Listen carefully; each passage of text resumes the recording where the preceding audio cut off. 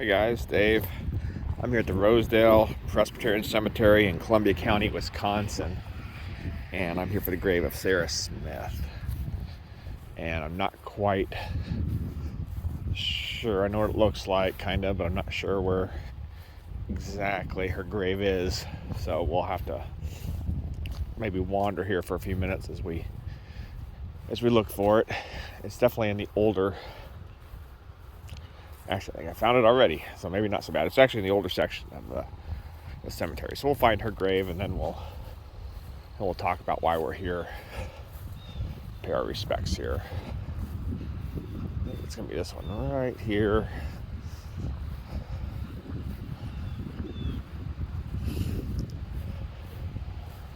Go around the back side here, the front side here, see if it's it. Yes, it is. All right. Sarah A., wife of Anderson Smith, died March 27th, 1884, age 31 years, 6 months, 23 days. I can't quite read that.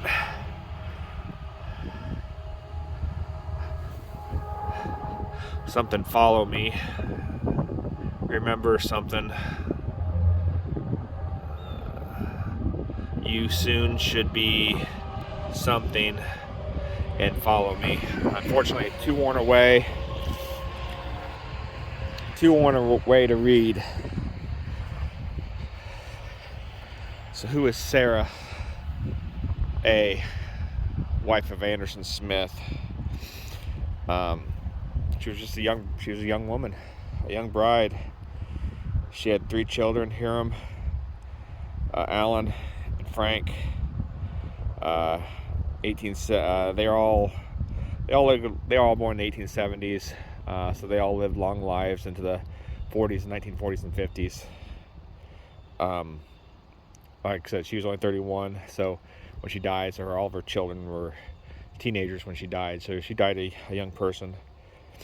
But her story is a tragic one.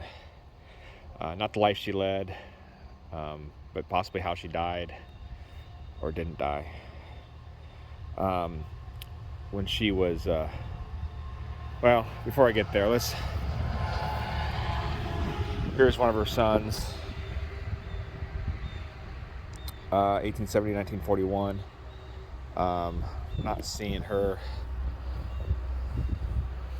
Not seeing anybody else of the family. But let's talk about Sarah here real quickly. They were going to relocate her to an adjacent plot, and they went to like I said, remove her coffin and move it over to another plot.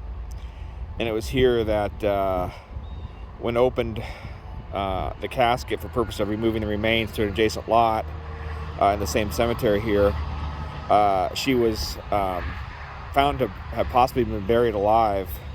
She may have been in a deep coma, a trance, when she was buried. And when they opened up her coffin to remove her remains and move them, they had found her partially turned over, and her right hand was drawn up to her face, and her fingers had been bitten. I mean, bitten all the way down. Like she'd bitten her fingers off practically. Obviously, in the agony of realizing she had been buried alive. And that was 13 years prior to her, them discovering that. So, unfortunately, she was probably in like a deep coma, one of those sleeping diseases that slowed the heart rate down, slowed the breathing down, and the science at the time couldn't detect anything, so they assumed she had passed away, and they promptly buried her. And that's just what you did. You had quick burials because you didn't have refrigeration, and you didn't have some of the modern techniques to preserve a body. There's no doubt that people have been buried alive, but waking up dark in a box, it probably dawned on her what had happened. And like I said, she woke up, realized where she was, panicked, probably screamed for help. I'm not sure how long the oxygen would last underground in a coffin. Not long. But the terror and, just absolutely bitter fingers to the bone. Again, probably screaming for help, screaming for somebody to find her. And no one ever did until they went to move her over a plot and discovered her. There's quite a bit of scroll work on this. It's almost all gone though. You can kind of see it. Hopefully the camera's picking it up, but